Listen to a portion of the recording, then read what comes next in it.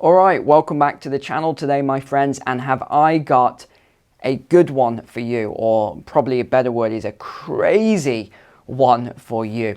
So, you know, this channel is about finance, it's about economics, but it's also, sometimes we look at the future, we look at what's coming down the line. I make a lot of predictions, they tend to be financial or economical, but I am working on a big project at the moment that will be coming soon, and that will be based on technology and medical and all sorts of other things that are coming in the future. Now, we've got a good idea of what's happening because of a lot of the reports. And just over the last week then, so this was between the 13th and 15th of February, was the World Government Summit. A better description would have been the One World Government Summit, where they stated, so this was their goal, shaping future governments. This is in order to facilitate the transition to the 2030 global government. Now, you might think, hold on, wait a second. Did you just say a transition to a global government by 2030? Well, yes and no. Officially, the line is that that doesn't exist, but unofficially, when you read through the documents, there is a plan for 2030, there is then a plan for 2050, and then the one after that is 2071, where this sort of is complete. In effect, the entire plan is complete. Most of us will be long dead by then anyway, so we won't have to worry about that. Although, and this will come into a recent video that I've been working on for weeks and weeks and weeks, actually I think that by the time we reach about 2030, what they're talking about here, we're probably going to reach escape velocity on death and all the medical things that are coming. And again, we'll touch on a couple of this because it is disturbing, some of the things that they talked about in this conference. So I'm not going to go into the stuff that you've probably already seen, you know, Elon Musk and what he said and a few other people. I might touch upon a couple of things, but I want to focus on things that were very deep in these documents. You're talking over 10,000 pages worth of documents and reports, very detailed reports. So let's get started with a few of the key things then. So this was in the UAE, so the United Arab Emirates. It was in Dubai. More than 20 heads of state, 150 participating governments, leaders and policymakers, heads of international organizations, the usual ones, entrepreneurs, innovators, academics, private sector, and thought leaders, although all of the thought leaders were having the exact same thoughts. There was no opposing thoughts of, hold on, if we do a lot of this, won't it cause some negative impacts here? Oh, don't even talk about that because those things don't matter. To do this transition, and you'll hear the word shock quite a lot, they talk about how there's going to be this huge shock when they make this transition. And they talk about a lot of programming and preparedness for people now. And again, if you go into the documents, it talks about all the measures for this. So media, one we talk about a lot, is there to help transition people across to this new world that we are moving into. So at the conference then, there was a lot of education programs. So these were to educate the government leaders on and decision makers on how best to implement these policies that had been agreed upon.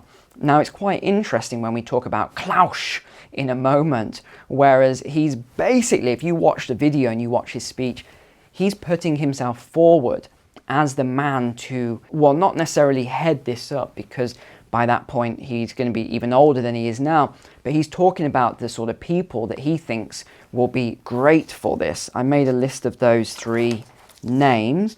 Okay, so young global leaders like Trudeau, Macron, or Newsom. It reminds me of, he had two horns like a lamb and spoke like a dragon. That's what that reminds me of there, if you understand the reference. And even with the media that was at the event here, it was all the same kind of media on one side. So CNN, CNBC, BBC.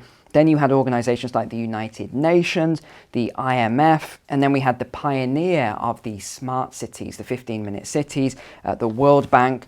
We had the WHO chief and a lot of the usual suspects. I think we'll use that word. Now, I thought it was quite interesting when they went into their forecast, so 2023 through to the next 10 years, or at least the next 7 years to 2030. You'll remember when I initially did my 2020 forecast, it's still on the channel here, and it's called The Great do a search for that one of the most popular videos. All the things I talked about in that video that were conspiracy and everything else is exactly what they've put in their forecast here. So let me just mention some of the things they've said will happen as we go towards 2030. Number one, mass migration. They said that what we've seen so far in terms of North Africa, Middle East, etc., and also South America moving north into the USA, etc. They said, you haven't seen anything yet. So I don't know what that says to you, but just looking at the drastic changes across these different regions at the moment and how this is accelerating, if we haven't seen nothing, or as the old expression goes, you ain't seen nothing yet, if we haven't seen that, then good luck, my friends. But the next one was, again, another forecast that I made a long time ago, mass layoffs due to AI, up to half of the population. Now, I'm not sure if they're saying this is by 2030, but certainly in the longer term, will lose their jobs. It will be replaced by AI. Mass social unrest. Pay attention to this one. They talked about mass social unrest, especially in cities. Got to underline this one. What did I say? This would all go to the cities if you can get more rural, because they talk about if you're going to stay in the cities, the control measures, well, they don't call them control measures, assistance measures, I think they refer to them as. But remember, whatever word they use, just flip it.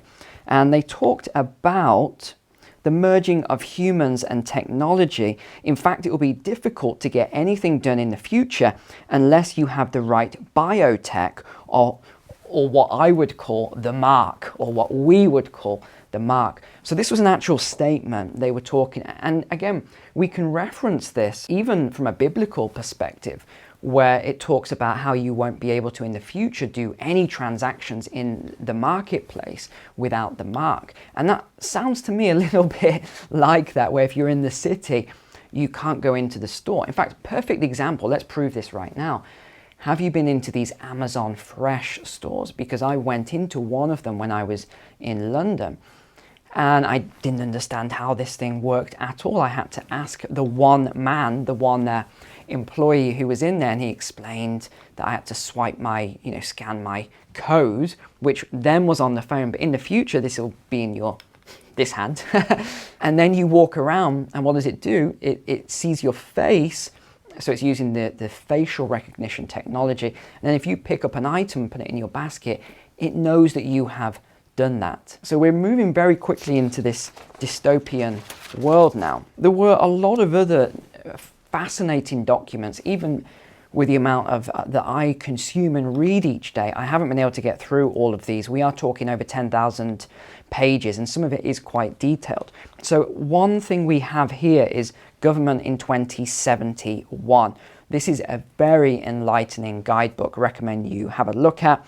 Global Government Services Handbook 2023, which is now. Global Labor Resilience Index 2023 as well. Honestly, there are loads of these, but one thing I want to show you, and this will sort of blow your mind a little bit, because it definitely blew my mind when I went on here. So let's get a little closer here. It's a little finicky, but this was something they made in 2018. Now, I'm not going to be able to talk about the V subject, but that is definitely on here. So that's something we can't talk about on this platform, but it's worth having a look. Now, you look here from 2018, the forecasts and things that they talked about, and it's pretty shocking and disturbing, actually. And then you have all of these forecasts out for the next decades. So we have everything from what they call self-assembling matter. Many of you who have ever seen some of my older presentations will know this as foglets, where the matter actually assembles itself, so you won't even need to actually get drones and things to deliver things to you in the future. We also have the molecular assemblers, molecular printer. This is pretty scary as well as the tech that will be running through your body. Again, something they say you won't have a choice if you want to stay in the cities. What about the biological supercomputer then? Talk about AI on steroids. But this is the one that I think is the most disturbing. I don't know what you think. You can let me know below.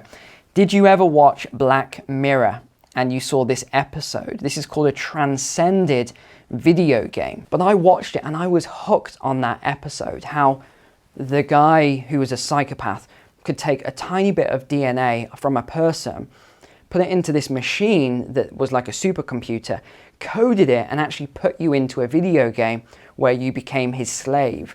It was the craziest thing ever. And the reason I mention that is because there was another point on there I should have showed you, but it talked about how they're going to be able to actually capture your memory in the future and code you into an online program. And this is where the Matrix really comes in, because they talk about how you won't actually know the difference between being in a program and really living in reality. And that made me think, hold on, how do I know I'm living in reality already then? Maybe this has already happened multiple times before. But this is what they're talking about, how they're going to get to the point, and they're already saying that they can hack human beings and their minds already now. And some of the other speakers were Cambridge Analytica and, you know, all these other AI type of companies that we are very much aware of. Another thing they warned about them, they put an emphasis on key policies and institutions that countries need to have in place, better preparedness for shorter term shocks such as COVID-19, including the next, they say here, the next pandemic, which could come any day now, they say. Rising inflation, tightening financial conditions, and longer-term stresses such as tech disruptions and green transitions, which they are saying is going to be coming very shortly. Which is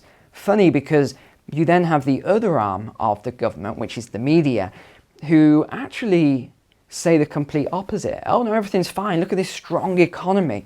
It's so interesting how they all play one against the other. Another key statement that I made a note of here. Of course, all these new technologies can be easily weaponized. So we need a one world governance, they didn't say the T word, governance, to oversee these things. Of course they do. Of course we do, Klaus. Definitely. The next one was this new report on the metaverse, and they think that Zuckerberg is the perfect, most trustworthy person to bring all of this about. Another statement then, many won't have a choice if they want to work. They will have to work in the metaverse. So in other words, if you don't work in the metaverse at this point, you're probably not going to have a job, or you're not going to be able to transact, because they talk about these new CBDCs. But yeah, Klaus was on fire at this conference. He talked about, he has the solution, I have the vision. Of course he does. Of course he has the vision. Just like he had the vision in 2018 and 2019 for the world that was going to change in 2020. How he knew is a mystery.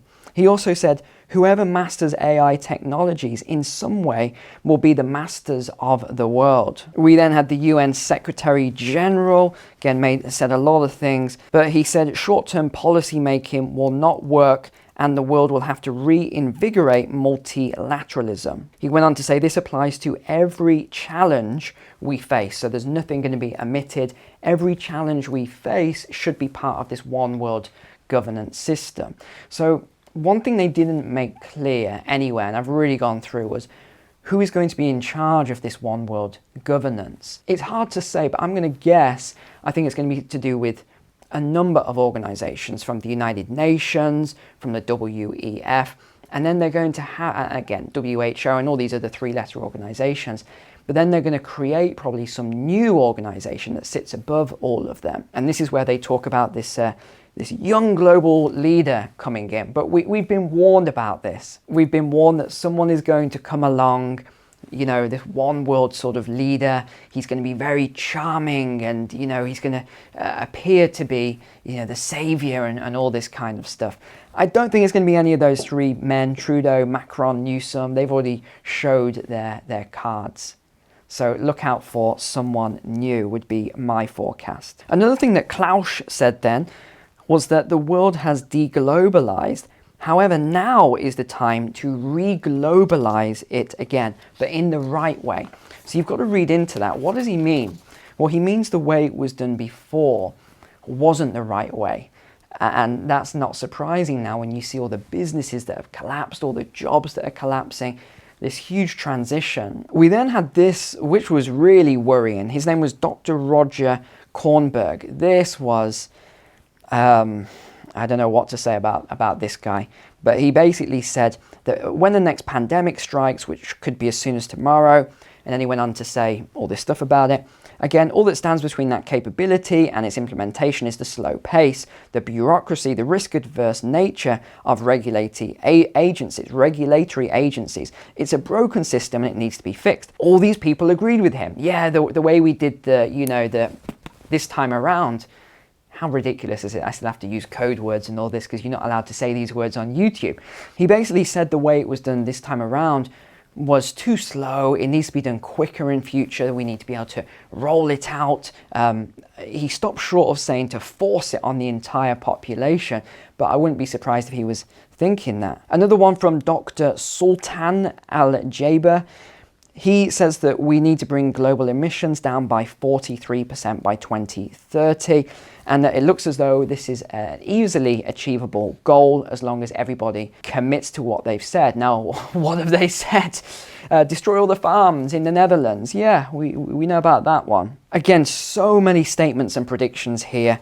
Prince Rahim, it's estimated that 80% of the world's population will live in these cities by the middle of this century, so that's only 27 years away. We had another outrageous statement. I'm not sure who said this.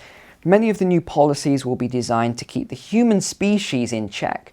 Who talks like that? Seriously, who talks like that? The human species, since they cannot control themselves, since they cannot keep themselves in check, without our governance, they will turn to chaos. And he's referencing history and how these things have happened before, French Revolution, etc. But what I think is quite funny is how they are kind of excluding themselves from a lot of these new policies. And, you know, some of the justifications are pretty outrageous that, well, we help to, bring these things about. We are the enlightened ones. We know what's best. So we don't have to go by these policies. Oh, no. This is just to enforce onto all these other people. Again, we keep hearing about this shock that will be required to bring forward the transformation, a global urgency. This all needs to happen very quickly.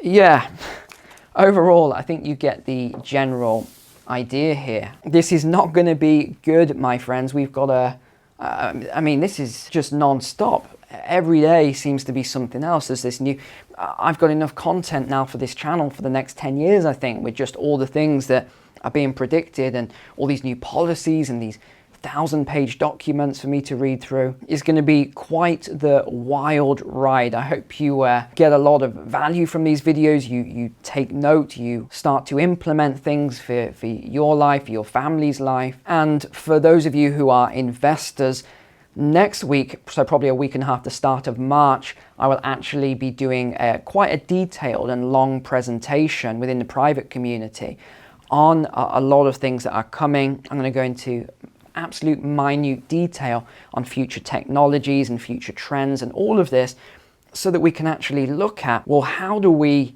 invest into this environment as we go forward? Where do we move? Because most people, when they look at their investments and things, they're really only looking short term. Oh, what does Jim Cramer on CNBC and all these other, what do they say? But actually what you need to do, and this is why I've been successful with my investments, you've got to look way ahead into the future. Only then can you actually make those investments knowing what's going to be coming down the line. So that presentation will be out at the start of March. Just keep an eye on it in your email boxes for those of you in the private community. All right, well, apart from that, I also have a finance course below in the description. But I'm going to leave it there today. Thank you so much for watching. Take care. God bless you guys, and I will see you tomorrow.